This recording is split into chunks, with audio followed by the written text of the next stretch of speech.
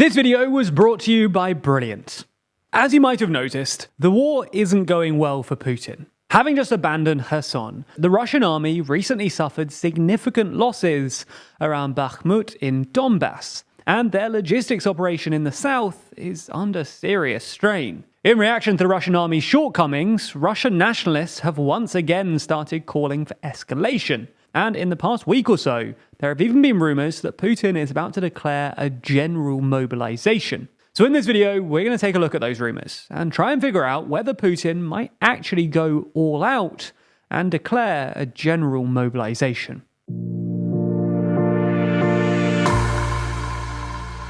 So let's start by taking a look at the rumours themselves. In the last week or so, certain Russian nationalist Telegram channels have claimed that general mobilization will begin in January. A Russian nationalist Telegram channel with about 70,000 subscribers reported that general mobilization would begin in January, citing comments by a member of Russia's Defense Committee who implied earlier this month that a general mobilization would be required if Ukrainians continue to strike targets in Belgorod. The same day, an independent Russian outlet reported that Russian state agencies were continuing to prepare for another round of mobilization, despite the fact that on October 31st, Putin announced that his partial mobilization was complete. Now, we should say that this isn't the first time we've heard this sort of thing.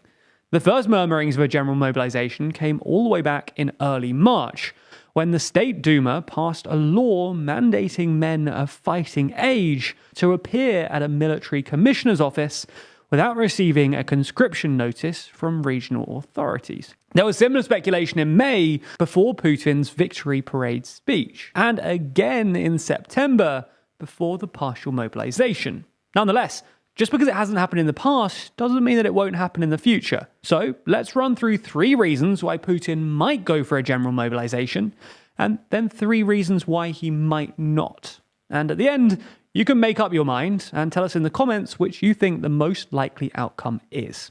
So let's start with the 3 reasons he might go for it. They are: the Russian army doesn't currently have enough personnel, the Russian army doesn't currently have enough equipment, and it would appease Russian nationalists.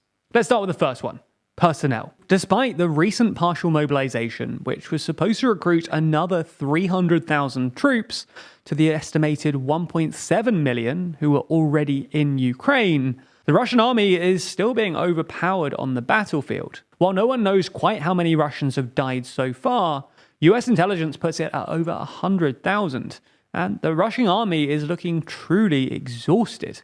As well as abandoning Kherson earlier this month, they're also struggling in Donbass, and it looks like Russian forces have just suffered a serious defeat around Bakhmut, which is still under Ukrainian control. A well-executed general mobilization and a whole load of troops might just help to rejuvenate the Russian army, and at least give its troops some time to rest and recuperate. The second reason, though, is equipment. Because as things stand, it looks like the Russian army is running low on hardware. There have been widespread reports of the new Russian conscripts having to use antiquated or improper equipment, and some conscripts have apparently actually had to buy their own armor online.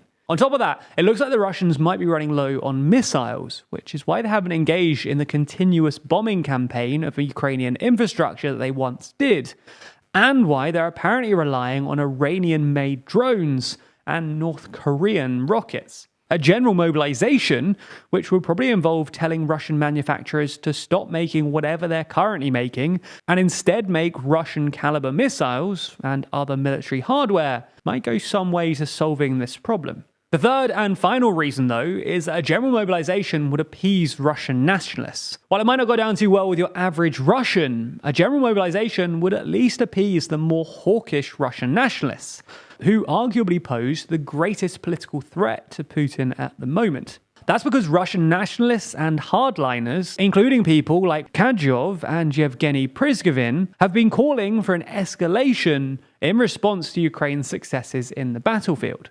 Now, while Putin himself isn't under too much political pressure at the moment, polls do still find that he's by far and away the most popular Russian politician. If the Russian army loses even more territory on the battlefield, especially around Crimea, then the Russian nationalists might accuse him of being too weak, and essentially chickening out of an escalation. Clearly then, declaring a general mobilization would give Putin political cover against this sort of charge. Alright, so those are the 3 reasons that Putin might go for a general mobilization. But here are the 3 reasons why he might not. They are, the partial mobilization didn't go all that well, he doesn't have the money to do it, and it would go down really badly with the Russian general public. Let's start with the partial mobilization. And the partial mobilization has been a failure in many respects. For starters, it hasn't really helped on the battlefield. The Ukrainians have continued to retake territory, and the Russian army is constantly backpedaling. This is partly because it's been a logistical disaster. As we mentioned a second ago, there's been widespread reports that some recruits are undersupplied and have even had to buy their own equipment. On top of that, it's caused real upset among Russia's ethnic minorities, who were disproportionately affected. As we mentioned in other videos, the Kremlin mostly conscripted men from Russia's minority republics, which prompted anger from both locals and the regional authorities. One of the region's governors even implicitly accused Moscow of violating their own rules in over-conscripting from his area.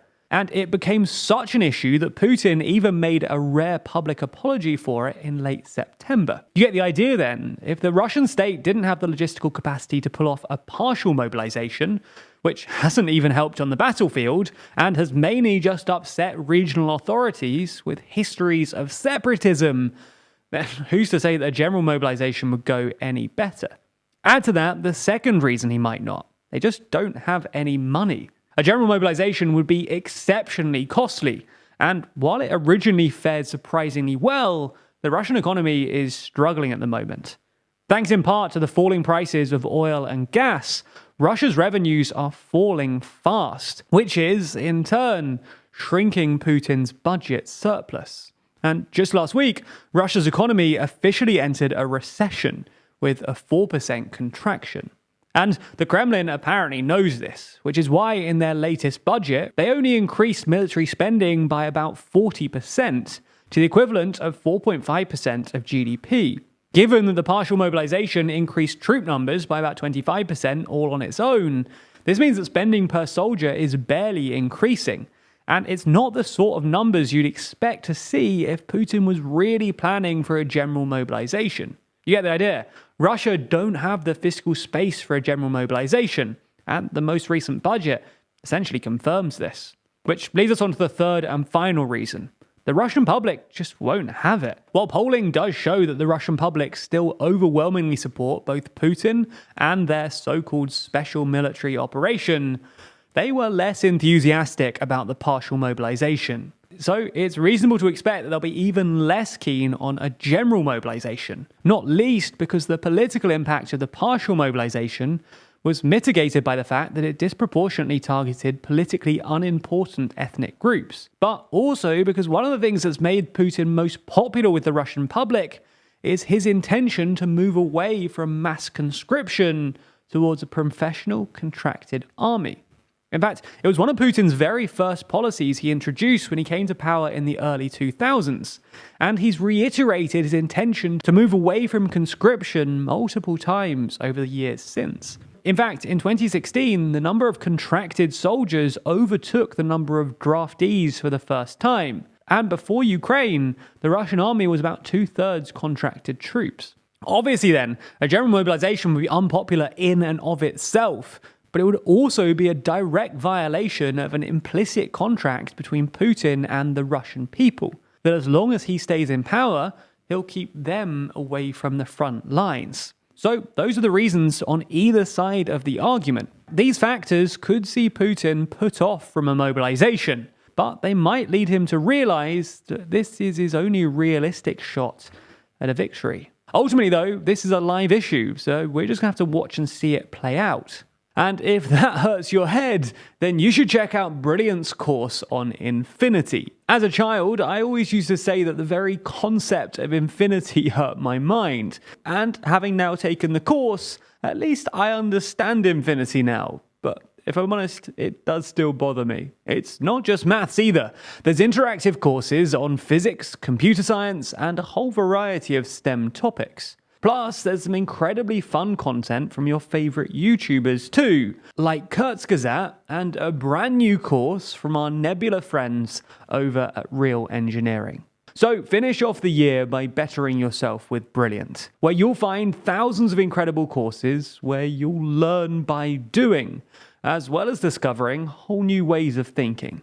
And better still, the first 200 people to sign up using our link in the description will get 20% off an annual premium subscription. Thanks for your support.